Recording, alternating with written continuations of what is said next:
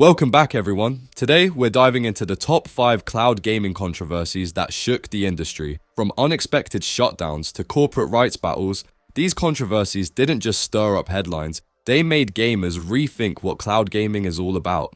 If you've been wondering why certain games suddenly disappear or what really went down with services like Stadia, you're in the right place. We've got 5 major moments to cover, but keep in mind, these aren't in any particular order.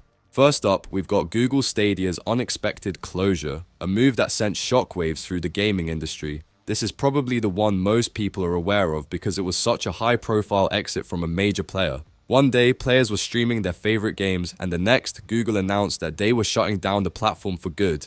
The announcement came out of nowhere, catching both developers and players completely off guard. It wasn't just a vague, "we'll be winding things down" statement. Stadia was set to close within just a few months. Games that were in development specifically for Stadia were abruptly cancelled, and players who had invested hundreds of hours into titles found themselves in limbo. Even developers, some of whom had just launched new games or updates on the platform, were blindsided. But there were signs that Stadia was in trouble long before the announcement. A growing number of games that were initially announced for Stadia either faced delays or quietly dropped out of the lineup altogether. Multiplayer games in particular struggled on Stadia due to a lack of cross-platform play, leaving many of these titles with small or even non-existent player bases. This led to issues like empty servers, making it impossible for Stadia users to find matches in games that were thriving on other platforms. Despite these red flags, many players chose to ignore them because, at its core, Stadia was a solid platform to play on.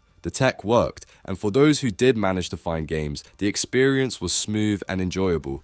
Google initially promised big things for Stadia. They aimed to revolutionize cloud gaming, boasting 4K streaming, unique features like state share, and plans for original content from Stadia games and entertainment. But by early 2021, the cracks started to show when Google shuttered its internal game development studios. Fast forward to late 2022, and Stadia was officially put on life support with an announcement that it would shut down in January 2023. What made the shutdown so controversial wasn't just the closure itself, it was Google's complete lack of commitment. Developers working on Stadia-specific titles had no warning and were left scrambling to either cancel projects or find new homes for their games.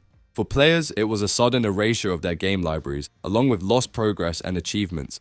Many saw this as Google abandoning yet another project, reinforcing the perception that Google tends to give up quickly when things don't go according to plan.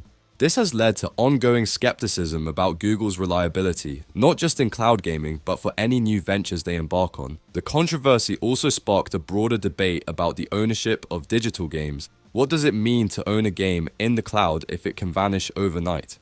The fallout from Stadia's shutdown rippled through the entire cloud gaming ecosystem. Google's sudden exit made players and developers question the stability and longevity of cloud-based platforms. Companies like NVIDIA and Microsoft had to reassure their communities that their services weren't going anywhere, highlighting their long-term plans and dedication to cloud gaming. But the damage was done. Stadia's closure left a lasting impact, cementing itself as one of the biggest failures in the gaming industry and a cautionary tale for future cloud platforms. In my view, the shutdown has pushed cloud gaming back 5 to 10 years. The sudden end to what many saw as a promising platform increased skepticism around the viability of cloud gaming, making it harder for any new service to gain player trust. Even more importantly, Stadia's departure has led to a real lack of competition in the cloud sphere. What was once a budding multi-company race has now become a much narrower field, with fewer players to push the technology forward and keep the big companies on their toes. Without a strong competitor like Google, innovation in cloud gaming might just slow down, right when it was starting to gain traction. The shutdown didn't just affect Google either. Developers lost trust, with many reconsidering future partnerships with cloud services, and for players, it made them think twice before committing to any new cloud-based service. Google did offer refunds for all Stadia purchases, which softened the blow, but the suddenness of the exit left a bitter aftertaste that cloud gaming fans still grapple with today. Next up, we have the controversy between NVIDIA GeForce NOW and some of the industry's biggest publishers. After GeForce NOW's full launch, things were looking great. Players could stream their own game libraries without having to repurchase titles. But almost immediately, major publishers like Activision Blizzard, Bethesda, and 2K Games pulled their entire libraries from the service. When GeForce Now first launched, NVIDIA positioned it as a way for players to access their personal PC game libraries in the cloud without needing to buy new copies. The idea seemed like a win-win for players. Stream your existing games without additional costs. However, the situation quickly changed when Activision Blizzard announced it was removing its games from the service, citing licensing disagreements. Bethesda and 2K games followed suit, leading to a significant number of high-profile titles disappearing from GFN. The core of the issue was a disagreement over licensing and revenue sharing. While NVIDIA argued that its service allowed users to play games they already owned, publishers felt that streaming their titles required additional agreements and compensation, leading to misunderstandings and tensions. This controversy left many players feeling blindsided. NVIDIA had promoted its service as a way to access and stream games they already owned, but with publishers yanking their titles, that promise began to crumble. Users found themselves suddenly unable to play games they expected to be available, leading to confusion and frustration. For NVIDIA, the controversy put them in a difficult position. The company had to decide whether to negotiate individual deals with publishers or risk further pullouts. Some saw their approach as innovative, while others believed it was overstepping boundaries. The pullouts cast a long shadow over GFN early success, causing many subscribers to reconsider their memberships. Players began to question whether the service could maintain a stable library long-term. In my view, they have recovered well but still doesn't have every game on board, with several noticeable titles missing.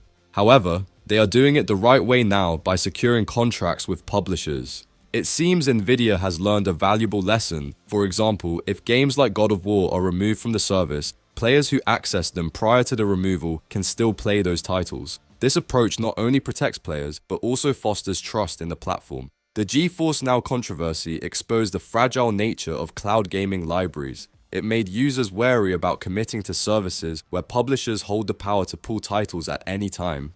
For NVIDIA, it was a harsh lesson in balancing relationships between publishers, platforms, and players, one that has shaped its strategy moving forward. Now, let's delve into the ongoing clash between Microsoft's xCloud and Apple's App Store policies. This controversy has brought to light the significant challenges cloud gaming platforms face when trying to operate within the restrictions of mobile ecosystems. When Microsoft attempted to launch xCloud on iOS, it faced major hurdles due to Apple's stringent App Store policies. Apple required that each game available on xCloud be individually listed in the App Store, creating a logistical nightmare for Microsoft. Instead of offering a unified gaming experience through one app, each title would need to be downloaded and managed separately, undermining the essence of a cloud gaming service. In response to these challenges, Microsoft launched it as a web app, allowing users to access the service through their browsers. While this solution worked, it wasn't the seamless experience they had hoped for. Apple's policies have been perceived as an attempt to stifle competition and maintain control over its ecosystem. Critics, including industry leaders and lawmakers, have argued that these restrictions favor Apple's own gaming services and create unnecessary barriers for third-party developers. This has ignited discussions about potential anti-competitive practices and has drawn scrutiny from regulatory bodies. The controversy continues to unfold, with Microsoft actively engaging in discussions to find a way to bring xCloud to iOS users more effectively. Meanwhile, Apple has faced growing pressure to revise its App Store policies to support a wider range of services, particularly in the gaming sector. The ongoing fallout from this clash has significant implications for cloud gaming on iOS and beyond. The workaround of launching xCloud as a web app has provided a temporary solution, but it highlights the complex relationship between cloud services and mobile platforms. This ongoing clash between Microsoft and Apple reveals just how pivotal platform policies are in shaping the future of cloud gaming. As developers and companies explore innovative ways to deliver gaming experiences, the regulatory environment will play a vital role in determining their success. Next, let's explore the controversy surrounding the launch of Amazon Luna, the tech giant's entry into the cloud gaming space. While it promised to bring a fresh approach to cloud gaming, it faced criticism for its execution and game library. Amazon Luna officially launched on March 1st, 2022, with significant fanfare, aiming to provide an accessible cloud gaming service that could compete with established players like Xbox, Game Pass, and GeForce Now. However, Upon its release, many users found the service lacking in terms of its game library. Luna initially offered a limited selection of titles, leaving gamers wondering whether it could deliver a comprehensive gaming experience.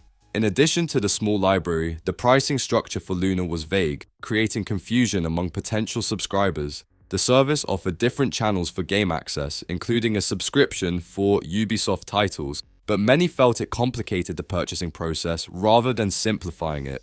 The controversy stems from the perception that Amazon, despite its vast resources, had not fully committed to Luna as a serious contender in the cloud gaming market. Critics argued that the initial offerings were inadequate, which led to skepticism about whether they would invest in expanding the library and improving the platform. The confusion surrounding the pricing model and game availability further fueled disappointment among potential users. With Amazon being a household name, expectations were high, but the initial rollout did not meet those expectations. As a result, Luna's early struggles have raised questions about its future viability. Many players began to wonder if they should invest in a service that seemed underdeveloped compared to its competitors. This situation has prompted Amazon to rethink its strategy and make adjustments, including expanding its game offerings and refining its pricing structure. In my view, the initial launch challenges highlight the importance of clear communication and a robust game library for cloud gaming services. As the industry grows, companies must ensure they deliver on their promises to gain player trust and build a solid user base.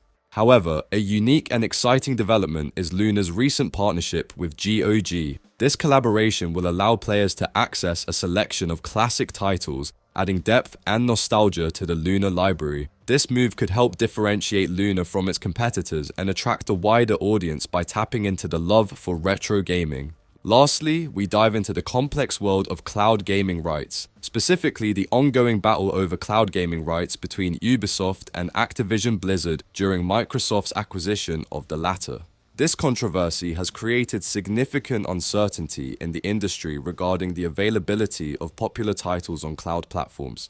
As part of Microsoft's acquisition of Activision Blizzard, concerns emerged regarding which games would be available for cloud streaming. Microsoft agreed to sell the cloud gaming rights for all current and future Activision Blizzard titles to Ubisoft. While this was intended to alleviate regulatory scrutiny, it left players unsure about the future of beloved titles like Call of Duty and Diablo 4.